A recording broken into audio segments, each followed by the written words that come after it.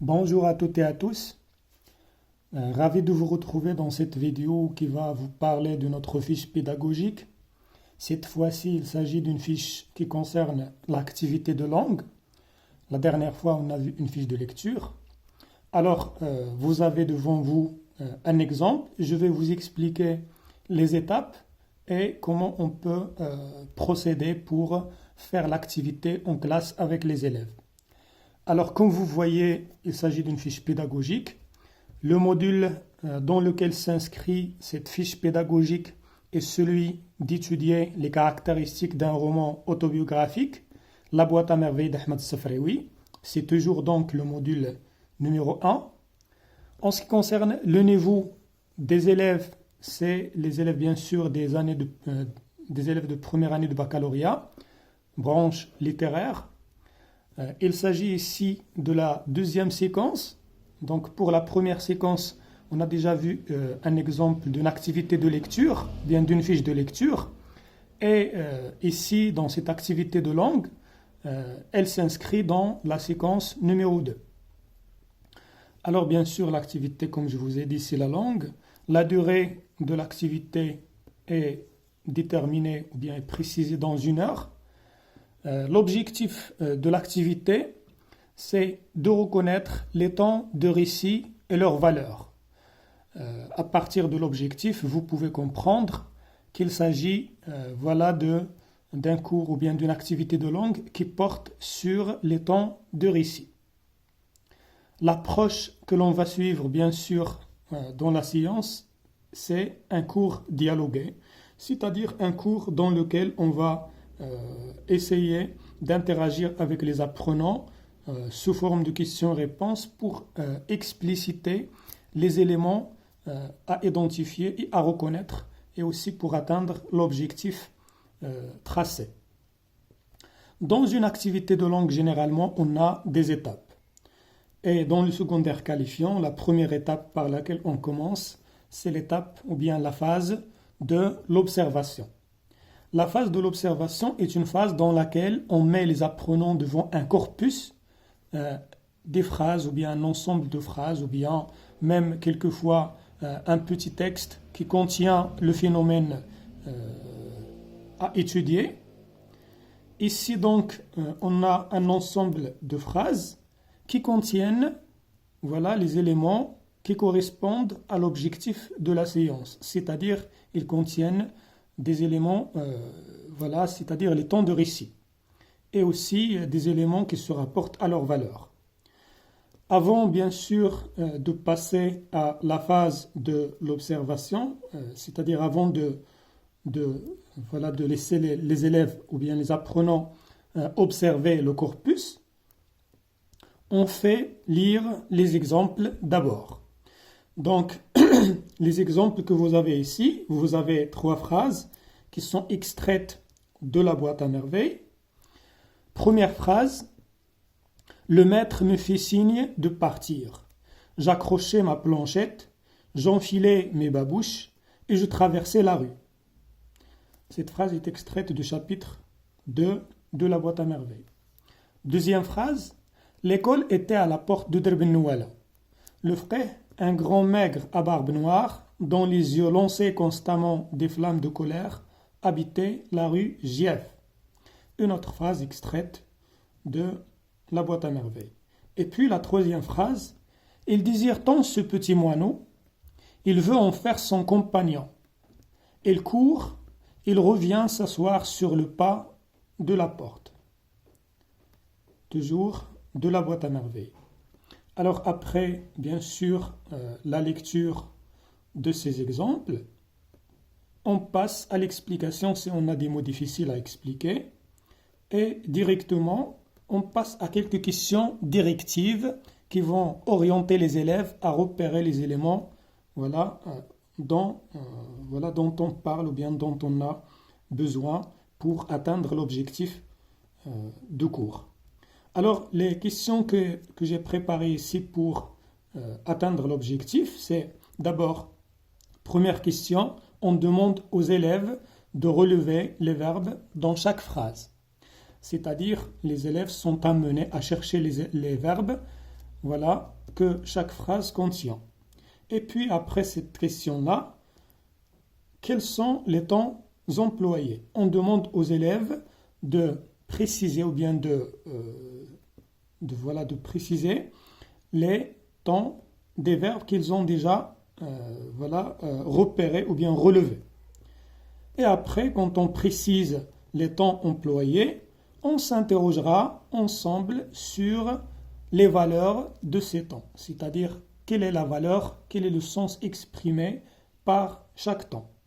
Et à partir de ces éléments-là, on va arriver à préciser les temps d'abord et puis leurs valeurs pour comprendre qu'il s'agit à la fin des temps de récit et des valeurs qu'ils expriment. Et cela, bien sûr, va toujours dans le sens de l'objectif de l'activité.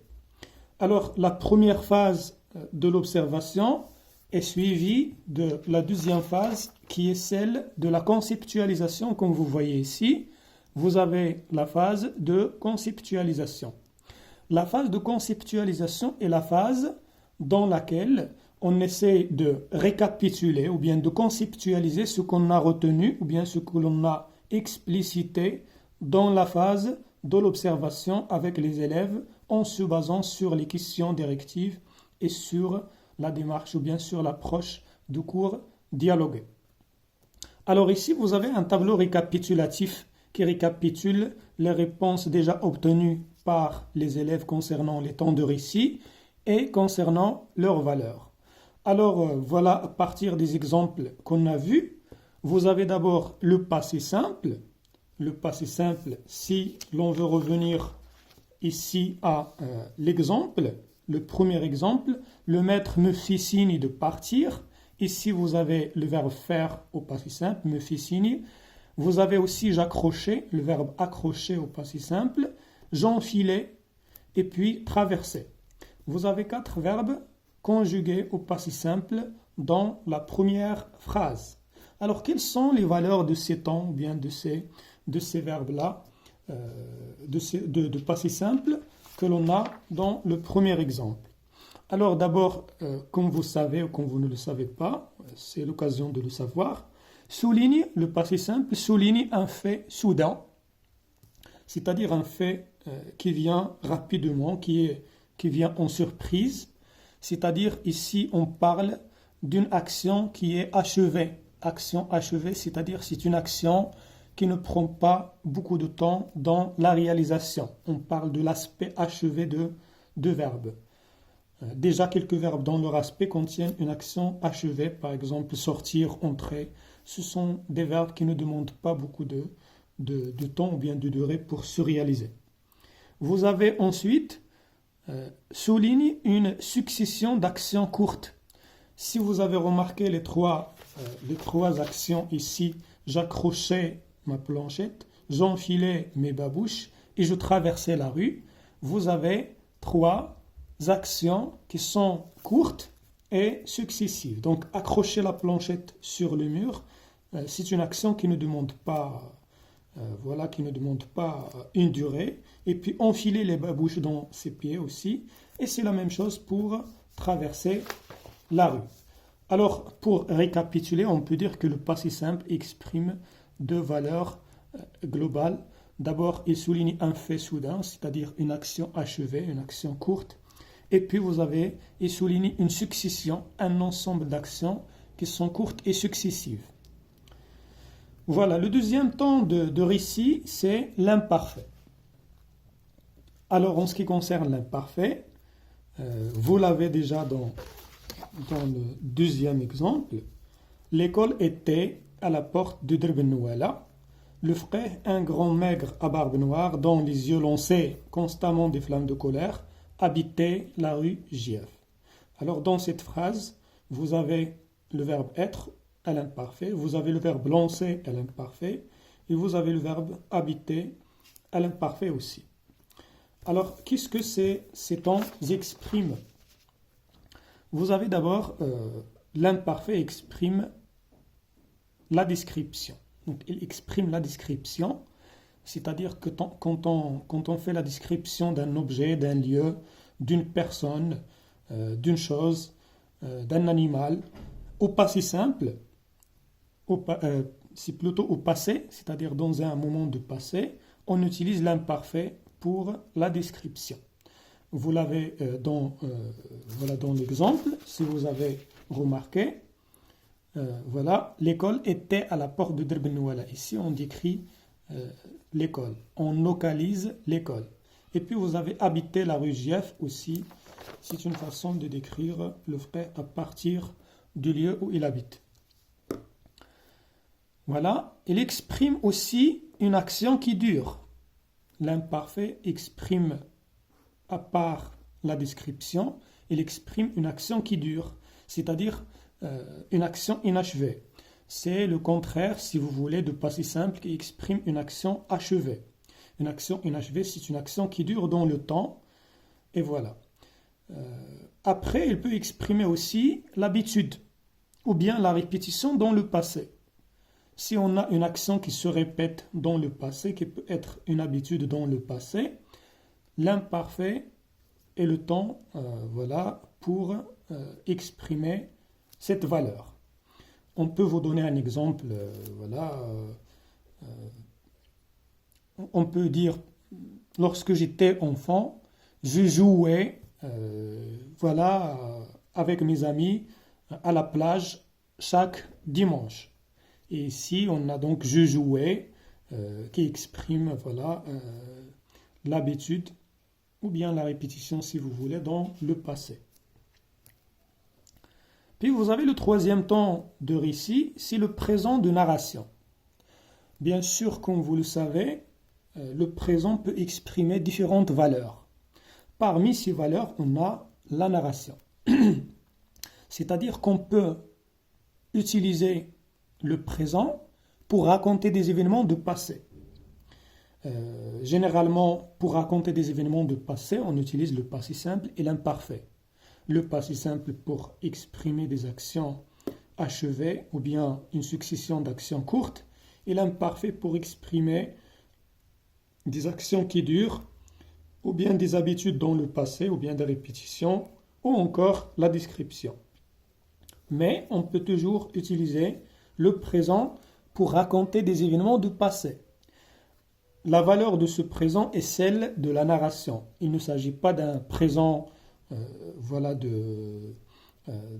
d'énonciation du discours, c'est-à-dire du moment présent, ou encore de vérité générale. Non, il s'agit d'un présent de narration, c'est-à-dire un présent qui nous permet de raconter des événements du passé. Et quelle est sa valeur lorsqu'il est un présent de narration ? On peut dire qu'il s'agit d'actualiser les événements du passé. Donc pour revivre ou bien pour voir d'une autre façon, sous un autre angle, les événements du passé, on peut les actualiser, c'est-à-dire les rendre vivants, les rendre actuels, à partir de l'emploi du présent.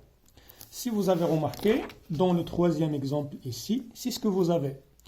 Le narrateur adulte parle de petits garçons, et normalement les actions se situent dans l'enfance, lorsque le narrateur, le petit enfant, avait 6 ans. Mais ici, vous avez le présent. Il désire tant ce petit moineau.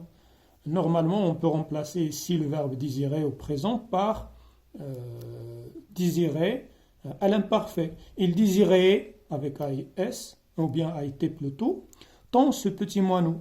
Il voulait, l'imparfait, en faire son compagnon. Il courait, il revenait s'asseoir sur le pas de la maison. Mais ici, vous avez le présent. Il désire, il veut, il court, il revient. Les actions se situent au passé, mais elles sont actualisées en employant le présent de narration. J'espère que vous avez bien compris cette question des valeurs des temps. Voilà, je vous ai expliqué donc la récapitulation à partir de ce tableau. Ce qui est intéressant, c'est de se rappeler que ici, il s'agit de la deuxième phase, de la deuxième étape dans la conceptualisation d'une fiche pédagogique de langue. C'est la phase de la conceptualisation. vous pouvez même dire c'est la phase où les élèves retiennent ce qu'ils ont relevé et compris dans la première phase. Voilà, après la deuxième étape, nous arrivons à la troisième étape ou bien la troisième phase, c'est la phase d'appropriation. La phase d'appropriation est la phase de l'exercice, c'est-à-dire c'est l'étape dans laquelle les apprenants sont amenés à faire des exercices pour s'assurer qu'ils ont bien compris, qu'ils ont bien assimilé le cours et qu'on a finalement atteint l'objectif tracé depuis le début. Donc en ce qui concerne les exercices que l'on peut donner aux élèves, on peut commencer par des exercices dans lesquels ils doivent relever les temps de récit et d'identifier leurs valeurs comme premier exercice.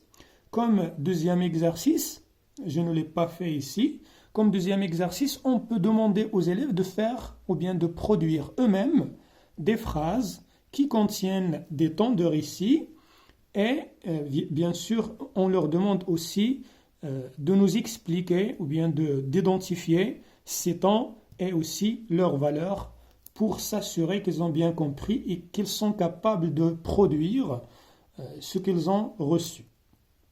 Alors ici, je vous ai mis un exemple d'un exercice. C'est un exercice qui demande donc aux élèves de distinguer les temps de récit et d'indiquer leurs valeurs. Vous avez ici 3 phrases qui contiennent toujours presque les mêmes choses concernant les temps de récit et leurs valeurs. Alors, vous avez première phrase. Dans les salles chaudes, l'atmosphère de vapeur, les personnages de cauchemar qui s'y agitaient, la température finirent par m'anéantir. Je m'assis dans un coin, tremblant de fièvre et de peur.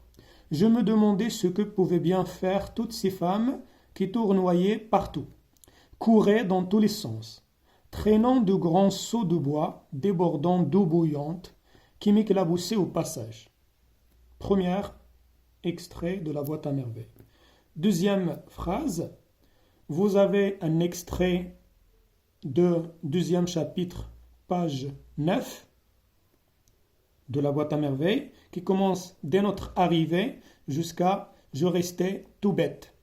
Dans cette partie-là, ou bien dans cet extrait-là, il y a des verbes qui appartiennent au temps de récit, c'est-à-dire vous avez précisément le passé simple et l'imparfait, et les apprenants sont amenés à les relever et à identifier leurs valeurs. Troisième phrase, c'était le jour des rameaux de l'année 1728. Je cours pour la suivre, je la vois, je l'attends, je lui parle.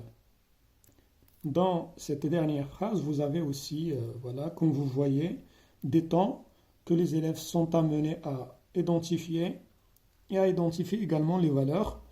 Et c'est un exercice. Vous pouvez toujours ajouter d'autres exercices, comme je vous ai déjà dit, pour donner l'opportunité aux élèves de produire plutôt que de recevoir ou bien de repérer seulement, de relever seulement. Et ça sera une chose meilleure pour s'assurer que l'objectif des temps de récit et de leur valeur est bien atteint, et que le cours est bien fait. Et comme ça, vous pouvez être à l'aise. Alors, j'espère que vous avez retenu quelques informations sur la fiche pédagogique de la langue, sur les étapes, comme vous voyez, et aussi sur comment vous pouvez faire la chose.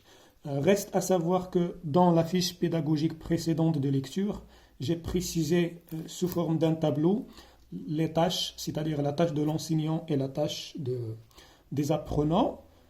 Ici, c'était un peu compliqué de le faire avec ces étapes-là, mais vous pouvez toujours préciser donc la tâche de l'enseignant et la tâche de l'élève. Concernant la première étape, ici, la phase de l'observation, la tâche de l'enseignant, c'est de faire lire d'abord les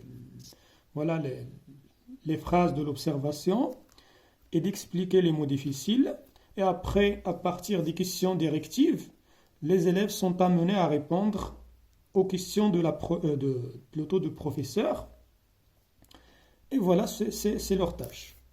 En ce qui concerne la deuxième étape, la phase de la conceptualisation, c'est une sorte de récapitulation de ce qu'on a déjà expliqué.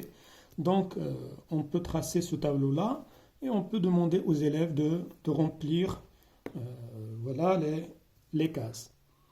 On peut même faire passer au tableau les élèves pour cette action-là. La troisième, c'est clair, vous avez des exercices et vous avez les réponses attendues des élèves pour